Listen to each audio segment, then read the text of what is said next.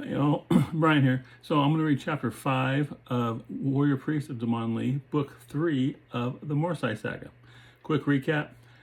Our trio of adventurers have stumbled upon a complex inside of the swamp. There's a central complex with a large pyramid of human skulls. There's other buildings and a semicircle around it. Then around it, there are 5 smaller skull pyramids, and they have triggered possibly a trap. They're not sure exactly what it is, but a force field now completely encircles the complex with them inside of it. They can't get out, and it intersects all 5 of the skull pyramids. Now, each of the skull pyramid, before this happened, they detected that magic, what was emanating from them. Possibly this is why. And now they have just discovered the barrier. So we're going to see what happens to them. Chapter 5. Miko and Jiron stood back from the little pyramid while James attempted to breach the barrier. After standing motionless in front of it for several minutes, he cried out as he stumbled backward as if struck. Coming to him, Jiron worriedly asked, "What happened?" If not for Jiron's steadying hand, he would have fallen. James shook his head as he tried to clear it. "There's too much power," he said, resting his head in his hands to still the aching in his head. "Can you get us out?" Aching. Hang on. Aching. Behind his forehead. That sounds better. Can you get us out?" Miko asked. James glanced to him and said, "Not like this. Every time I try to do something, a surge of magic countered my efforts." "What now?" Jiron asked. Thinking a moment, he said, "There's a chance there could be a spot where the barrier isn't working, where we could slip through, but I doubt it." "How would we know?" Jiron asked him. James thought a moment before replying. "Only one way to find out. Someone has to walk along the entire barrier all the way around and feel it with their hand as they go." Getting up, Jiron said, "Then I'd better hurry. It's going to be dark in a couple hours." He walked to the skull pit and to the skull pile and placed his hand against the barrier. Moving slowly, he continued along the barrier. He moved his hand up and down along the unseen force in the hopes of finding a breach. "No telling what could happen here when night falls," James mumbled to himself. "What?" Miko asked as he watched Jiron disappear into the withered vegetation. "Nothing," he replied, not wanting to alarm him. They moved back a ways from the pyramid, finding a spot where they could sit and wait for Jiron's return. A half hour later, they heard him approaching from the other direction. As he neared the pyramid of skulls, he began looking around. When he saw where they waited, he left the barrier and made his way over to them. "Well?" James asked. Shaking his head, he said, "It's solid all the way around. There were 2 spots I had to leave to avoid entering the water, but other than that, it's solid." "Now what?" asked Miko, looking ready to panic. "We returned to the clearing in the large pyramid," he explained. "That is where the pulse originated from, so that must be where we can remove the barrier." "How?" asked Jiron. James shrugged. "I have the faintest idea. There's only one place where I might be able to figure it out." "Back at the clearing?" Miko asked, voice quavering. Nodding, James glanced to his young friend. "Back at the clearing. Maybe getting a closer look at that pyramid will give me some idea on how to bring it down. Or perhaps there may be something in one of the buildings that will do it. I won't know for sure until we look." "Let's get going then," Jiron said. "We've only got a couple hours left until dark." As they walked back, James asked, "How many pyramids were there along the barrier?" 5 altogether, he replied. "Why?" "Just curious," he explained. "I doubt if knowing that will have any bearing on anything, though." Upon reaching the clearing, James grabbed Jiron's arm before he could leave the tree line and indicated that he should be the first to enter. More than happy to comply, Jiron stepped back as he allowed James to go first. Stepping slowly into the clearing, he braced for another energy pulse from the large pyramid. He was quite relieved when it failed to materialize. With Miko and Jiron right behind, he made his way toward the large pyramid. Though much larger, it was similar to the one at the barrier, as they were both tiered pyramids of human skulls. He closely examined it, but didn't see anything that might help in bringing down the barrier. The thought occurred to him to smash the pyramid, but was afraid of what might happen should he do that. He glanced to the other 2 and shook his head. Better try the ruins. Turning his attention to the collapsed structures for a moment, he walked to the one on the far right. Something there? Asked Miko, hopefully, when he saw their destination. James glanced back at him and replied, no, just being systematical is all. It's as good a place to start as any. This building had been a single-storied structure at one time. The roof had fallen in so long ago that small trees had grown among the rubble. He walked through an opening in what was left of the wall and looked around. He gave the interior a quick once-over as he moved around within the building. Poking through the rubble, he found nothing but stone and a wooden crossbeam, which looked to have once been used to support the ceiling. Glancing at the other two, he shook his head, then left the building. He made his way the short distance to the next one. It was a two-storied building, half having collapsed, leaving a section still standing. He went to the opening where a door once stood, though now long gone, and looked inside. The floor was choked with rubble, but off to one side, he saw the remnant of the stairway leading up to the second floor. It was not in the best of condition, but he figured it would hold his weight.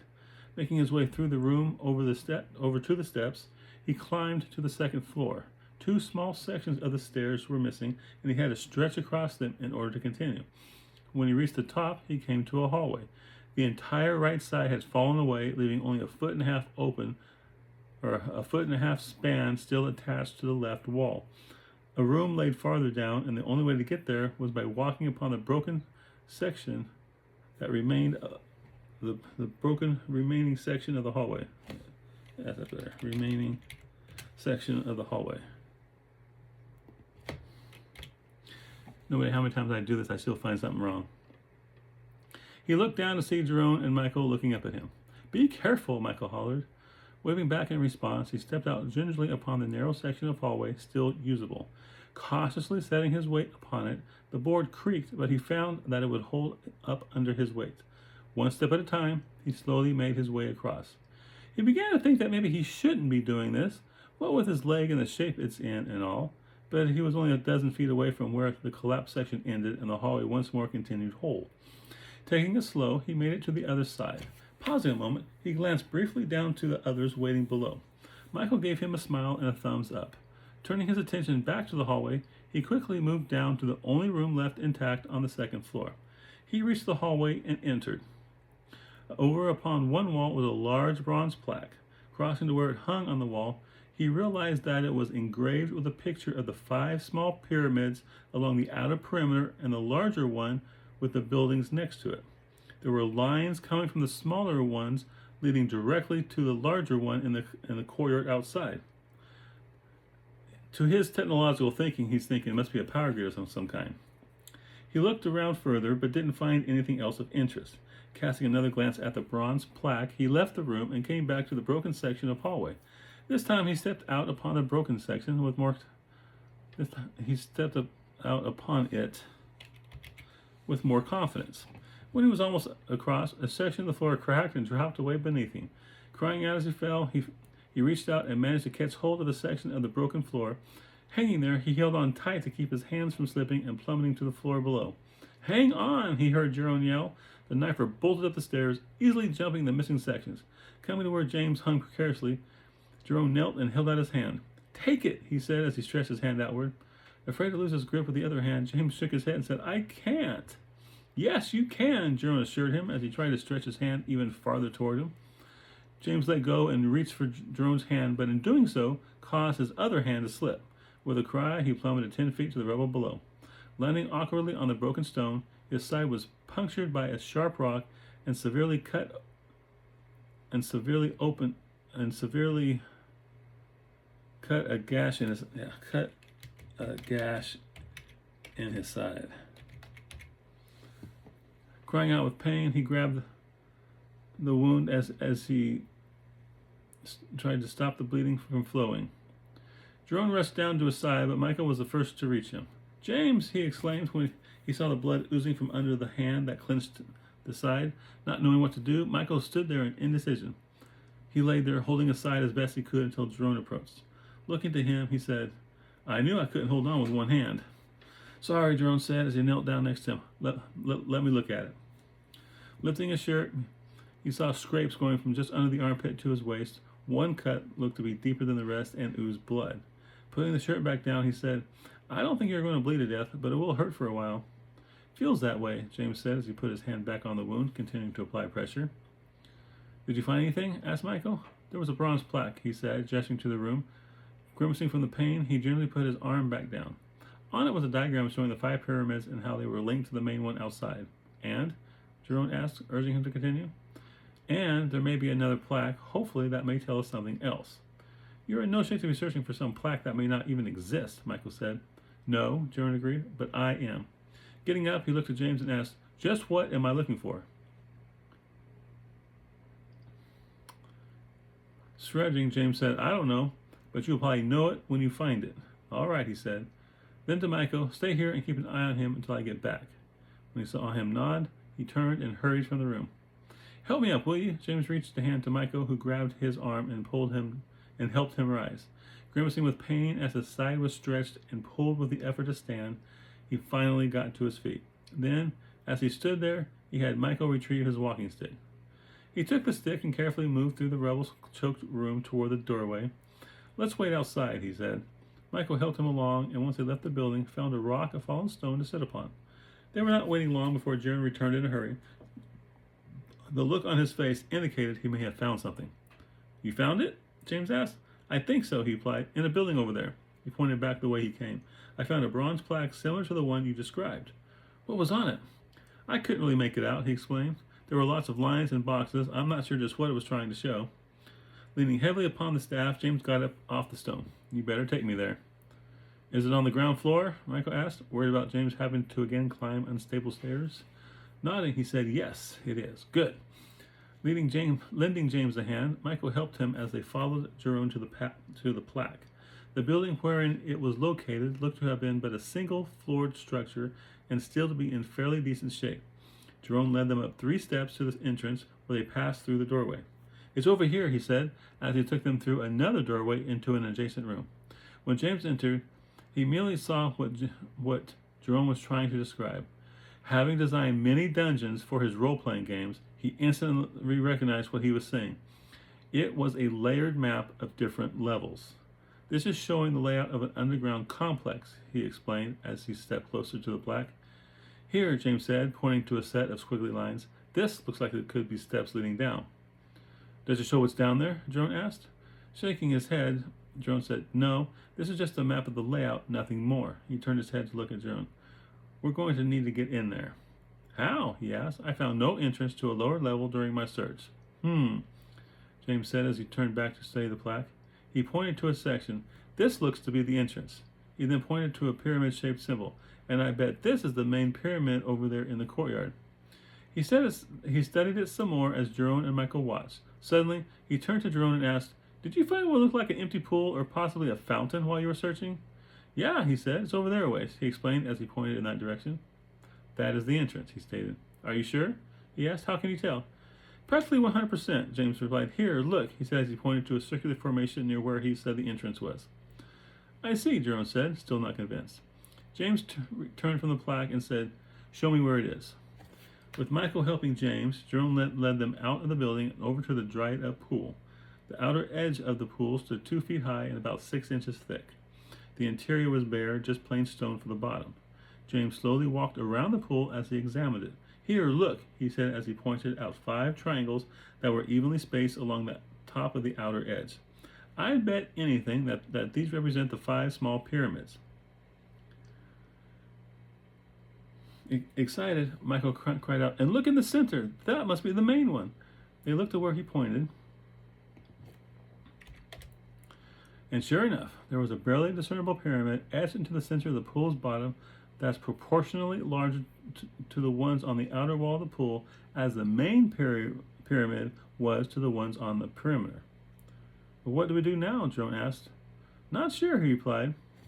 He began to closely inspect the designs, pushing and pulling at them, but nothing happened. Then suddenly, the plaque he'd seen in the upper room flashed to mind. What if it wasn't showing the skull pyramids at all? What if it was in fact showing the designs of the pool? What did it show exactly? He asked himself as he paused a moment to recall the details. A power grid. That's what it reminded me of. Maybe it's a lock only a mage can open. He turned to the others and said, I think I may know how to gain access to it, but you'd better step back just in case. What are you going to do? Jiron asked. Not sure, he said. Just watch. After they moved back, he turned again to face the pool and began to concentrate. In his mind, he pictured a sphere of magic hovering above each of the outer triangles. He opened his eyes when he heard Miko gasp behind him. 5 red, pulsating spheres hovered above the 5 triangles along the outer edge. Nodding in satisfaction, he again closed his eyes in concentration. He needed to get this just right, and when he was ready, he completed the spell. Opening his eyes, he saw a thread of energy shoot out of each of the spheres and connect simultaneously above the triangle in the center of the pool. When they connected, the combined beams seemed to be drawn down to the larger triangle engraved in the bottom of the pool. The ground shook slightly as the pool slowly began to rotate. Maintaining the spell, he watched as it continued to turn and one of the bottom sections of the pool receded into the ground. At regular intervals, more sections dropped as it continued to turn. After turning halfway around again, the pool stopped. Where the bottom of the pool had been, now descended a spiral staircase leading to the complex below. James released the spell, halfway expecting the pool to start closing, but was relieved when it remained still. He created his glowing orb and stepped over the edge. Shall we, gentlemen? He asked over his shoulder as he began descending the steps. Miko and Jiron followed him closely as he descended into the darkness below. Nervous, he continued until reaching the bottom where a corridor began. The air was stale, as if it had been bottled up for a millennium. The light from the glowing orb revealed carvings upon the walls, people going about unknown tasks. The first room they reached was empty, its walls having the same designs as the corridor. 1 second. What was this place? Jiron whispered, nervous about disturbing the silence. I don't know, replied James as he continued farther down the corridor, but we'd better be careful. Whoever set the trap that ensnared us might have others down here as well. Michael looked around nervously as he continued following James closely. At the end of the corridor, they found another one running perpendicular. James shone the light to the left and right, but only saw a corridor going in either direction. He turned to the right and made his way slowly down it. After 20 feet, the corridor made a 90-degree turn to the right, and after another 5 feet, opened onto a room. This room held a large table that was in remarkably good condition for its age. 6 chairs sat around it. The walls were plain stone, no image marring the surface. A doorway in the wall opposite where they entered was the only other exit from the room. Looks like a meeting room, guessed James as he entered and came to the table. Or a war room, suggested Jiron. James nodded and said, possibly. Michael stayed close to James as he walked around the room. What are you looking for? Shrugging, James said, not really sure. I'm hoping to find something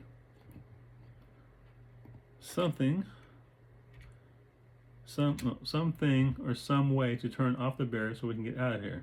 This place gives me the creeps, and the constant prickling of magic had grown decidedly annoying.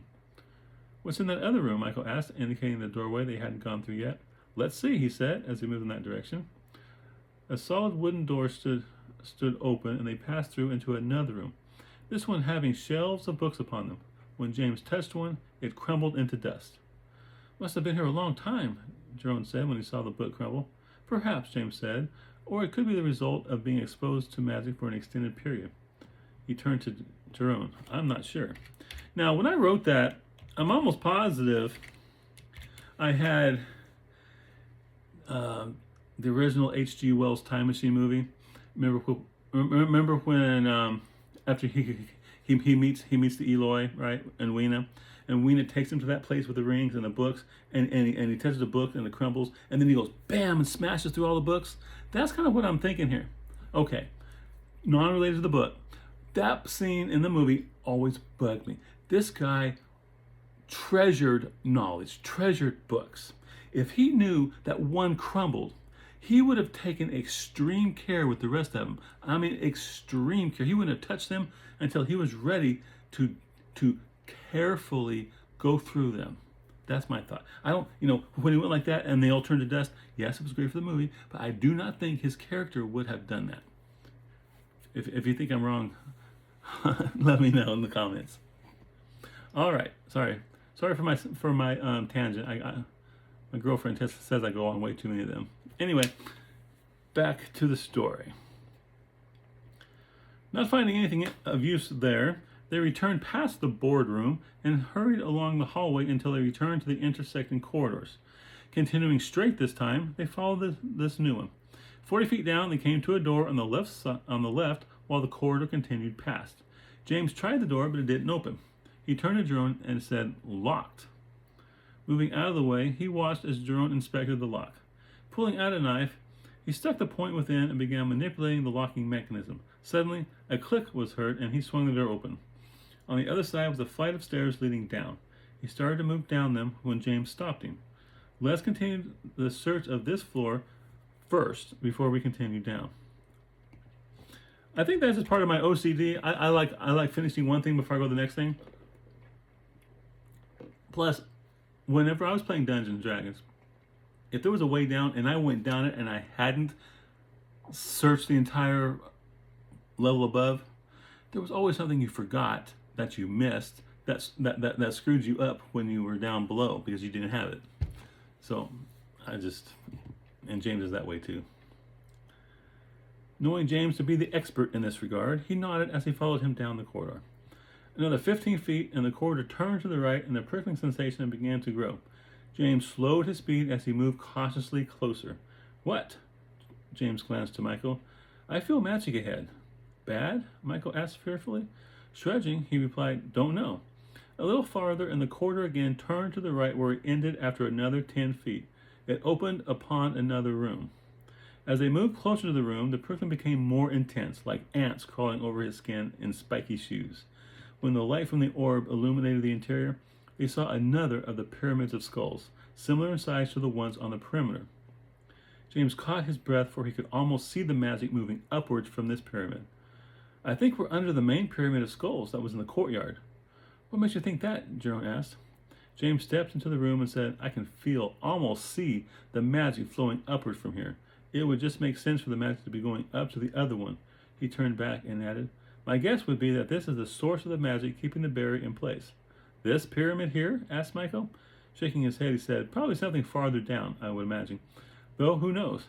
He reached his hand toward the flow of magic and pulled it back suddenly when his hand began to burn like he'd stuck it in a fire.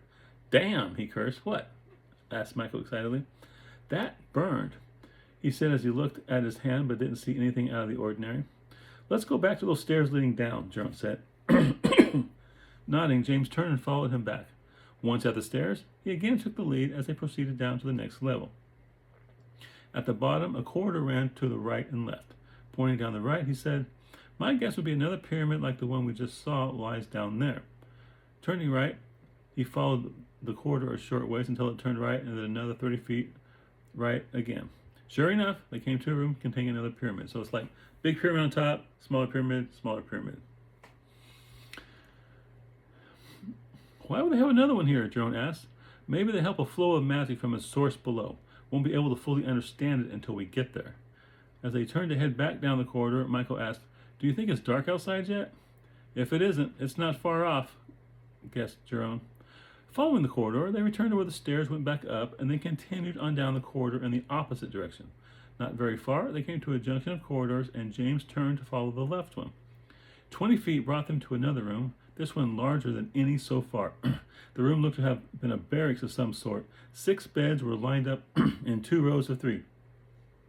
The bedding had long since deteriorated, and at the foot of each sat a chest.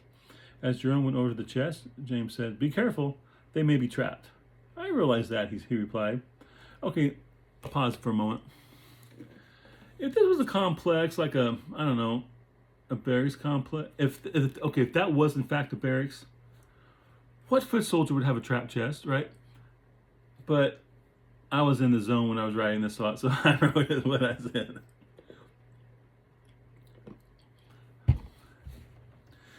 James moved around the room and discovered a mural painted on the wall. It had faded with time, but he could make it out. Several figures stood around a dark pool. They looked to be executing someone. He took a closer look at the pool and saw headless bodies floating within it. Crash! Turning around suddenly, he looked to see Jiron removing his foot from a crushed chest. Coming over, he saw something sparkle from within. 10 gems laid upon the bottom. Jiron reached down and scooped them up. Smiling, he held one up and said, "Not bad. These will fetch quite a bit." Nodding to James, he placed them within his belt pouch.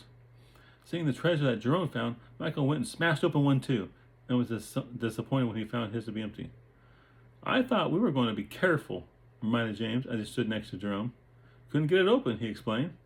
The wood looked brittle, so I kicked it. I really didn't figure there to be a trap or anything bad. Shaking his head, James said, there may only be one in a group. One on the edge that, once everyone is lulled into complacency by not finding any in the others, the would-be robbers will rush headlong into. I don't really think there was any reason to. Just then they heard Michael kicking another chest when kaboom! They turned to see Michael sailing through the air as he smashed into the far wall. Rushing over to him, James saw where one of his feet smoked slightly as he laid there unconscious. Kneeling next to him, he gently shook him. Michael, he cried. Eyes fluttering open, the young boy looked at them standing over him. What happened? He asked, dazed and confused. Are you okay? Jiron asked. I think so, he said as he started to sit up. Ah, he said as he reached back and felt a goose egg sized knot on the back of his head from where he'd hit the wall. Let me see that, James said as he closely examined it.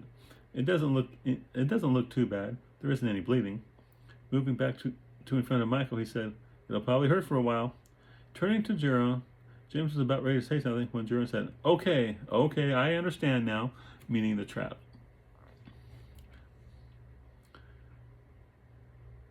Next time, be careful. Someone could have been killed, James scolded. Michael got up and went to the chest that nearly killed him and said, Hey, look at this! They turned to see him reaching in and pulling out a handful of clear crystals. Coming to them, he held the crystals out and asked excitedly, How much are these worth? Taking one, Jiron examined it closely. Nothing.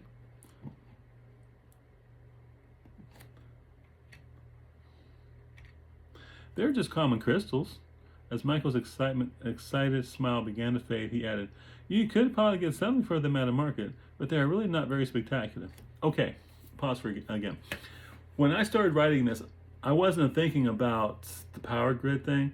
That came when I was trying to get down below. I thought it would be a cool way for, what if it had to be a magic user thing, and so the power grid got me thinking about charging crystals, right?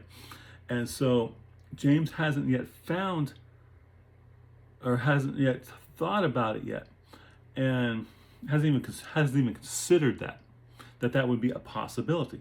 So I put this whole thing together. Now, you tie that together with when Igor takes him to Mama's Pizza, where he's talking about she's watching an episode of Star Trek where they're recharging dilithium crystals. See, that piece and this piece leads James to the understanding that, hey, you can charge crystals. Imagine that. So, yeah, it all kind of worked out. And I think that was my first reference to Star Trek too. I think that's what started my whole Star Trek reference. I don't think I referenced Star Trek until that moment. Anyway, I'm not a big Trekkie, but I'm a little Trekkie. James picked one up, inspecting it. He asked, looking upset, he said, Then why do they have an exploding trap that almost killed me? Throwing them down, he said, Stupid crystals. James picked one up. Inspecting it, he asked, Why indeed? Are they magic? Michael asked, seeing James's curiosity. Shaking his head, he said, No, thought they might have been, but there's not a trace of magic about them. Tossing the crystal back down, he said, Let's go. It's almost night outside, and I'd like to get out of here by then. I'm with you, agreed Michael. Leaving the room, they returned to the junction of corridors and took the one on to their right, leaving only the one across from them unexplored. The corridor quickly ended at a barren room with a mural of what looked to be a depiction of the swamp and the surrounding area. James brought the orb closer for a better look and pointed to a spot, saying, I think we're here, indicating another area to the south. He said, This looks like where the cannibals' village had been. He put his finger on the waterway running near where they were and said, When we can get out of here, it looks like if we follow this river north, it will lead to a lake in the mountains. Do we want to go there? Jiron asked. As good a place as any, replied James. Elsewhere would put us in cannibal territory or close to the Empire's forces, I would imagine. Then let's get out of here, insisted Michael. They left the room and returned to the junction of corridors and turned right. Following the passage, it wound first to the left, then to the right. After a long, straight section, they came to another closed door.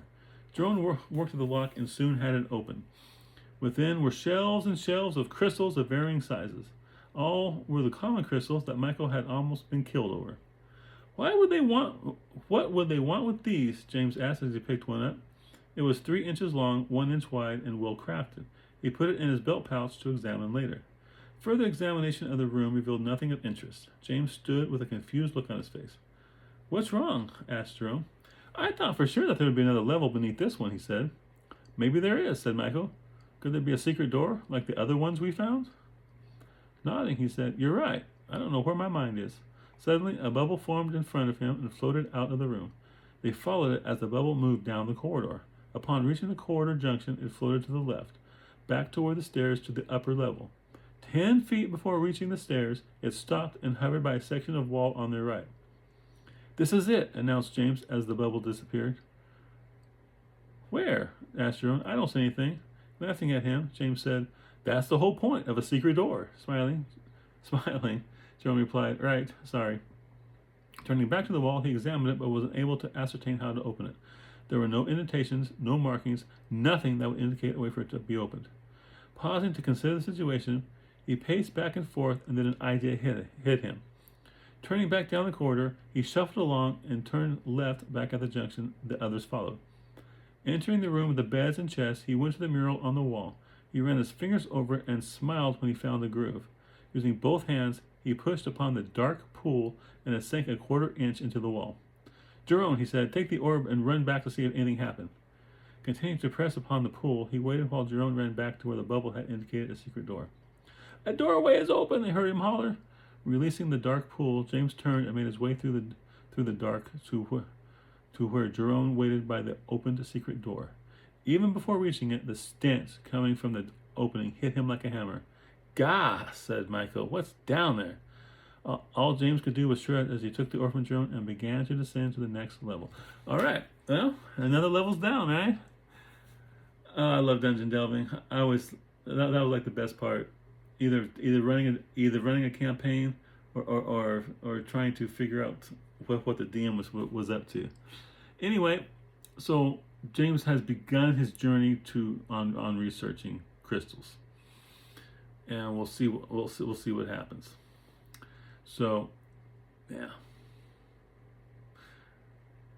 Oh, that's right. Mama's Pizza. That was earlier. Yeah, that was book 1. No. Disneyland was book 1. No. Mama's Pizza. Okay, book 1 was just Mama's Pizza and Disneyland, and then book 2. Or book 2, no.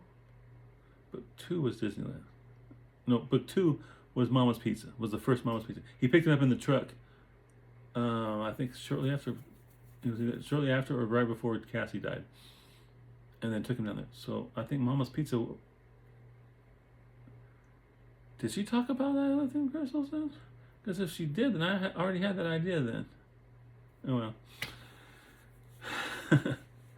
After so many years writing so many books, sometimes my storylines get jumbled. You guys probably know the story better than I do. At least the finer details. Well, that was chapter 5. I'll get to chapter 6 tomorrow, I'm hoping. Y'all take care. Make sure, if you haven't already, subscribe to my channel, like my video, comment on the video. Those 3 things will help me like you won't believe. And we'll see what happens in the next one. Y'all take care.